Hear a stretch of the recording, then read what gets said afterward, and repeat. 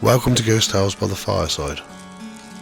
The following stories are accounts that I've collected from people who live on the Woodrow housing estate in Redditch. If you haven't heard the podcast episode that I covered on the Woodrow poltergeist, I recommend listening, as it will give an insight on the history of the area and previous paranormal activity.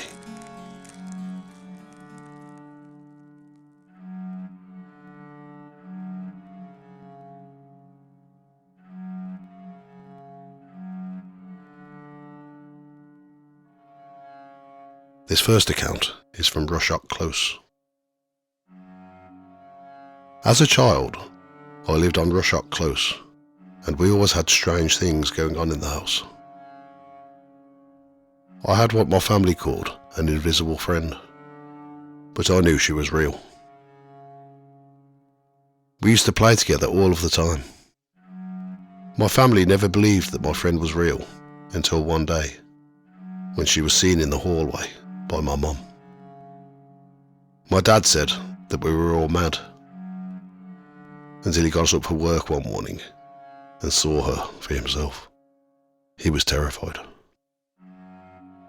We would often hear footsteps walking across the landing, which always stopped at the bathroom, but we would never see anyone.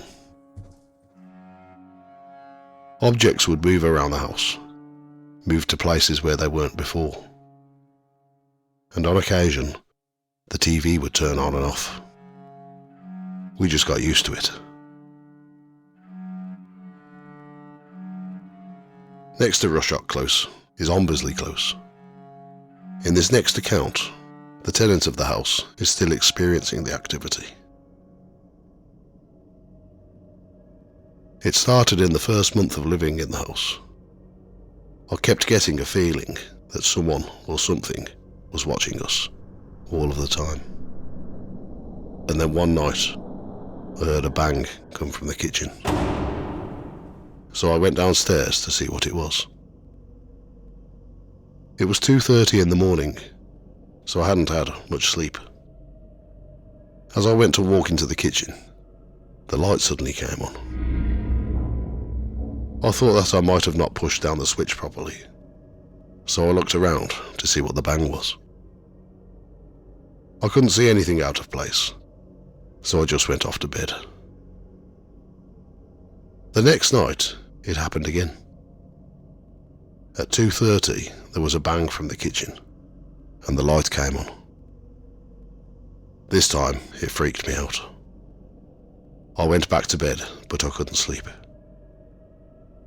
The next morning, I woke my son up for school and went downstairs to prepare his breakfast and school lunch, when I noticed that a photo of my mum and myself was lying face down.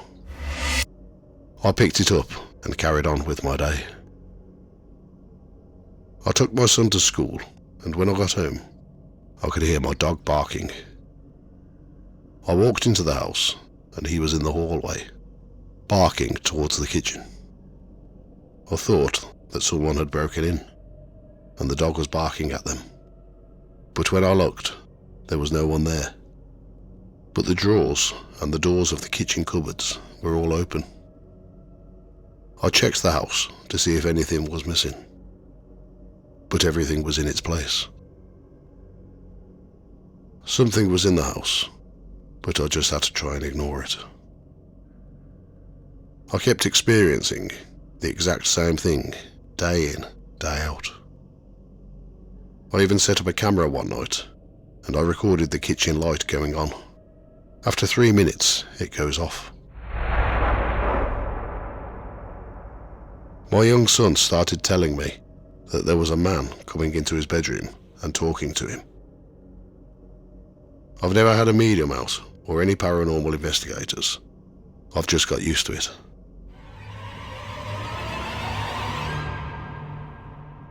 The next story is from someone who rented a room in a house on Ombersley Close for 10 months, towards the start of winter in 1999 until summer 2000. I shared the house with two girls, whose bedroom was opposite mine. They would often ask if I was crying at night, To which I replied, I wasn't. They said that they often heard a little girl crying at night. On Christmas morning in 1999, I was up early to get ready to spend the day with my friend and her family. The other girls in the house had gone away for Christmas, so I was alone in the house. I went into the kitchen to do the dishes before leaving, so that the house was nice and clean on my return. The kitchen window above the kitchen sink had the blind up, and it was still dark outside. All I could see was the darkness through the half-net curtain. There was a window directly behind me on the opposite side of the kitchen. I started doing the dishes, looking down into the sink, and something caught my eye in the window. I looked directly up, and in the window was a little girl in a white dress, as clear as day. I dropped a glass in the sink, cut my finger as it smashed. I felt stone cold. Within seconds, I looked directly at the window behind me, and then looked back, and the little girl was gone. I immediately ran out of the house to look, but there was nothing. She had gone.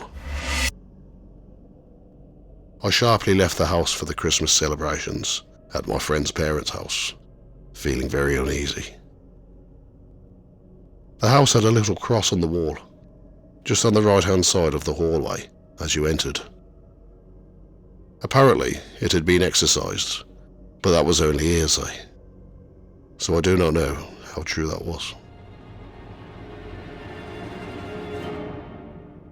The next story is from Cropthorne Close. I've lived in this house for years, and we are still experiencing a lot of activity. We've seen grey and black shadows walking around the house. They are human in shape. Things move about a lot, cups, plates, and other objects.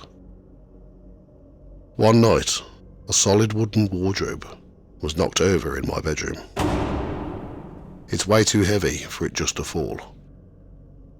It would take some serious force for it to be pushed over.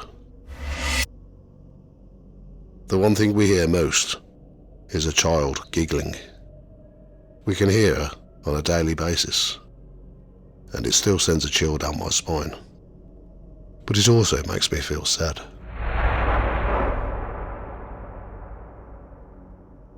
Another ghost familiar to many people in the area is that of a small old lady. She has been seen many times by many people. She is known to walk along the footpath in Longdon Close, near to the back of Woodrow Primary School.